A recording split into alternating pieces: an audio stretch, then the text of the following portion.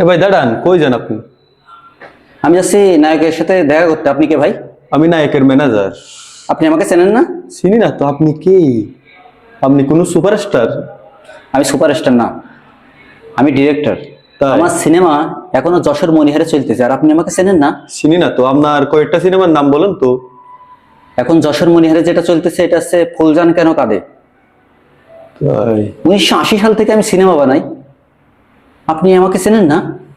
চিনি না তো। আপনার সিনেমার নাম শুনে তো বোঝা গেল আপনি কি রকম ডাইরেক্টর। এই অপমান আমি জবাব তোমাকে একটু পরে দিচ্ছি আমি।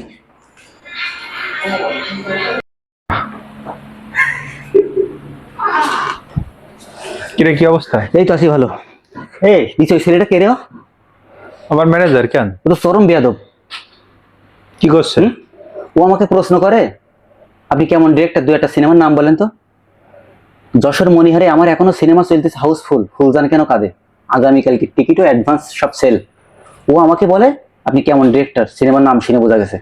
আরে ও নতুন আইসেও জানে না তোর বিষয় কত বড় বেয়াদব, আমার মাথা মতো গরম করে ফেলতেছে। এপার বাংলা ওপার বাংলা এমন কোন লোক নিয়ে আমাকে চেনে না, আর ও আমাকে বলে আপনি কেমন ডিরেক্টর। আচ্ছা, বাদ দে বাদ দে। বেয়াদব কোথাকার। চা কফি কি খাবি? ওরে না, মাথা গরম আমার এখন। এখন ওইসব কিছু খাবো না। এখন আসলাম যে জন্য, এখন বিষয় হচ্ছে নতুন একটা সিনেমা শুটিং শুরু করতেছি। এখন তোকে কাস্ট করেছি, আর নায়িকা ইন্ডিয়ার ইদিকা পাল।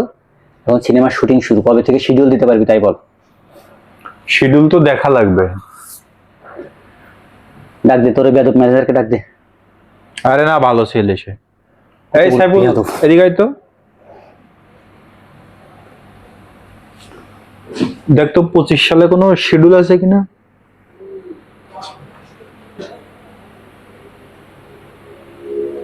25 সালের আগে তো খালি নেই। এই বছরের ভিতরে কোনো শিডিউল নেই? এতদিন ওয়েট করলে তো নায়িকা আমার ওইদিকে বুড়ি হয়ে যাবে। আরে আমার দুইটা কাজ আছে না, এখন এই দুইটা কাজ না করে আমি কিভাবে তোর কাজ করতে যাব? কি ছবির নাম বলতো, কোন দুটো কাজ? আছে দুইটা। এটা হচ্ছে, একটা হচ্ছে তোর সকিনার চোখে কেন জল একটা, আর একটা? আর একটা আছে তোর ফুলবানু কেন কাঁদে। এই দুইটা। যশোর মনিহারে আমার সিনেমা চলতেছে, ফুলজান কেন কাঁদে। এ কপি করতেছ না তো? আরে তোর তো পুরনো ছবি, ওটা নাম এক, গল্প তো আলাদা। ফুল বানু কেন কাঁদে তো মনে হচ্ছে ফুলজান কেন কাঁদে কপি মনে হচ্ছে। আরে না, এর কপি। এর বাজেট কত জানিস তুই? তো এখন শিডিউল এত লেট করলে আমি দিতে পারবো না।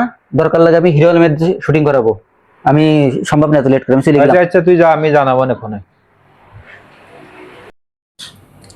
শিডিউল তো কালই ছিল, আপনি তো কাজটা নিতে পারতেন। আরে না, কাজ নেওয়া যাবে না, ওর কাজের কোয়ালিটি ভালো না। ওই আগে কাজ করেছি সেটাকে মনে করে এখনো বাকি রয়েছে। তারপরে সিনেমার বাজেট কম, অল্প বাজেটে কাজ করা যায়।